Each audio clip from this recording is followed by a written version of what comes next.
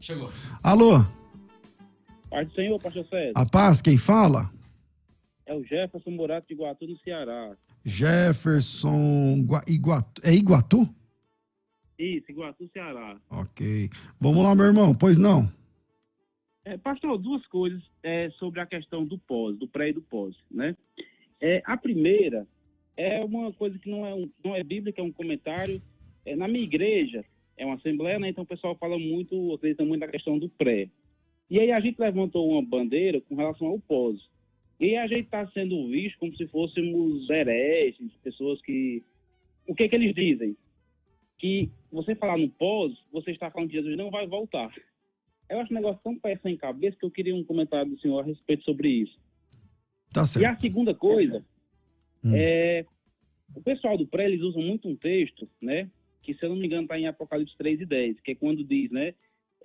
Que porque guardaram a palavra de Deus, né? Perseveraram, Jesus os guardará da grande tribulação. É algo nesse sentido, eu não lembro exatamente como é o texto. Aí tem um texto que eu até sempre esperei as pessoas, quando vão debater sobre o pós, usarem, e ninguém nunca usou para rebater esse texto. Aí eu queria saber porque o contexto eu acho que é o mesmo, que é lá em João... Vou pegar aqui para confirmar. É João 17:15, que diz assim, ó, não peço que eu os tire do mundo, mas que eu os guarde do maligno. Ou seja, ele está dizendo aqui que guardar não é tirar do mundo.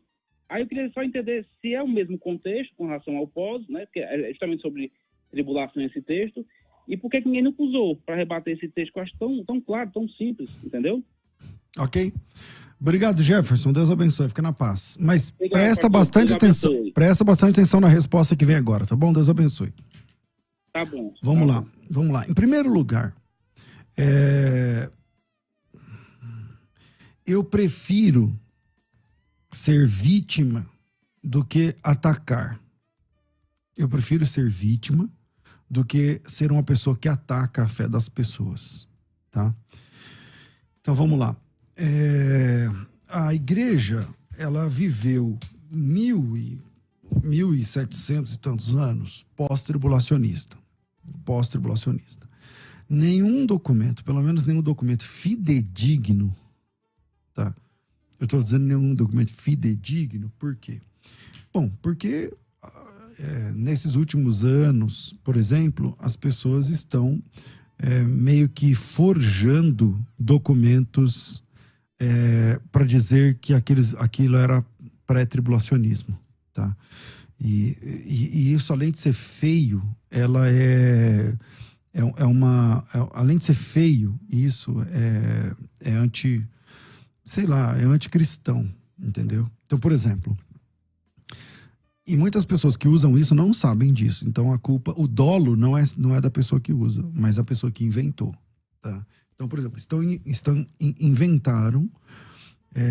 estão usando uma tradução de um livro de Irineu, e nessa tradução do Irineu, do latim para o português, por exemplo, na verdade é do grego para o português, o pessoal dá a entender que a igreja seria arrebatada antes da grande tribulação, mas isso é só uma questão de tradução, porque no mesmo livro, capítulo 5, versículo 29, onde aparece esse problema, no capítulo 26 e no capítulo 35, no mesmo livro, ele fala classicamente que a igreja estará aqui durante a grande tribulação.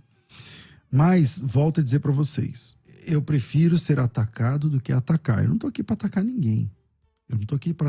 Então, se você, ouvinte do programa, como o Jefferson, talvez por conta desse programa, por conta de você mesmo estudando, porque você de pré se tornou pós-tribulacionista, vai devagar. Os irmãos que são pré continuam sendo nossos irmãos, tá? Isso não vai mudar. Afinal, esse debate não é salvífico. Ele não tem salva quem pensa assim, perdida quem pensa assim, não tem isso, tá? De fato, João 17:15 pode ser usado, né, para explicar Apocalipse capítulo 3, versículo 10. Mas quando eu leio, por exemplo, Apocalipse 3, 10, parece que esse é o texto mais forte, né, dos irmãos pré-tribulacionistas, porque diz assim, como você guarda, porque eu guardaste a palavra da minha perseverança, eu também te guardarei da hora da provação, que há de vir sobre o mundo inteiro. Primeiro, provação não é tribulação, tá? Tribulação é outra palavra, tá? A palavra tribulação é tlipsis, do grego. E a palavra aqui é peirasmos, significa tentação mesmo, tentação no sentido de experimentar e tudo mais. E essa palavra nenhuma vez na Bíblia é traduzida como tribulação. Então, essa é a primeira questão. A segunda, para você responder Apocalipse 3:10, você volta um capítulo, vai no 2:10. Lá no 2:10 diz assim, ó, aqui falando para a igreja em Esmirna: não temas as coisas que tens de sofrer. Eis que o diabo está para lançar alguns de vós na prisão, para ser postos à prova, e tereis uma tribulação. A palavra aqui é tlipsis mesmo, tá? E tereis uma tribulação por 10 dias, ser fiel até a morte, dar-te-ei a coroa da vida, não sei o que lá, quem tem ouvidos ouça, não sei o que. Beleza. Entende? Então, quando você usa a história da igreja em Filadélfia, a igreja Filadélfia, usando o 3:10, primeiro, a Filadélfia é a última igreja da história, porque os pré-tribulacionistas também são dispensacionalistas. E geralmente os dispensacionalistas, eles acreditam que a igreja tem 7 períodos, e o último deles é a Laodiceia. Se a igreja vai ser tirada da terra em Filadélfia, no período de Filadélfia, que é capítulo 3, versículo 10, quem será a igreja de Laodiceia? Que também recebe promessa, uma promessa linda, né? Ao vencedor, dar-lhe a sentar comigo no meu trono, assim como eu venci. Para quem ele está prometendo isso? Entendeu? Então, é só analisar o texto com um pouco mais de calma, e um recado, né, específico para quem é pós-tribulacionista. Não tenha medo de textos. Não tenha medo de textos. Se possível, se preciso for, mude de opinião. A minha opinião é menos importante do que os textos. O mais importante são os textos. Por exemplo, se algum pré-tribulacionista me mostrar na Bíblia, em um versículo, não precisa ter esse negócio de 3 versículos. Se você mostrar para mim um texto, claro, onde Jesus Cristo volta antes da última trombeta, eu viro pré na hora. Se você mostrar um texto onde a volta de Cristo é secreta e ninguém vai perceber, só a igreja, eu começo a pregar a volta, o retorno glorioso de Cristo de forma secreta.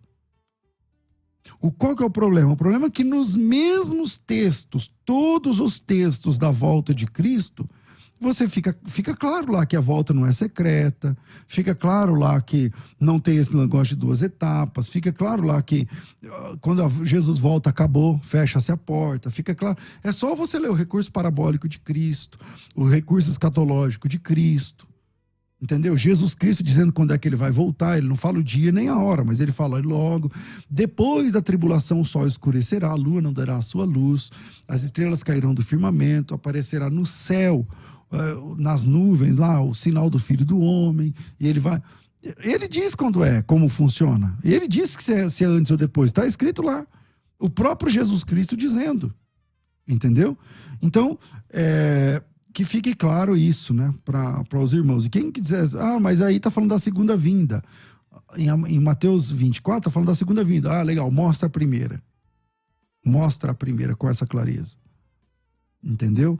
Então, não tenham medo de mudar de opinião. A nossa opinião é menos importante do que a verdade das Escrituras. A nossa opinião, ela é menos importante do que a verdade das Escrituras. É assim que a gente trabalha, tá bom? E quando você vai conversar com uma pessoa que parece que é a opinião da igreja, a opinião secular da igreja, a opinião de mais de um século da igreja, é mais importante do que a Bíblia, então você respeita essa pessoa. Porque a gente não foi chamado para ganhar argumentos. A gente foi chamado para ganhar almas. Entende? Então, saiba diferenciar e vai devagar, o Jefferson, que no fim dá tudo certo, tá bom? A segunda pergunta eu nem lembro o que você fez, cara. Desculpa, não anotei. Vamos pra frente. Alô?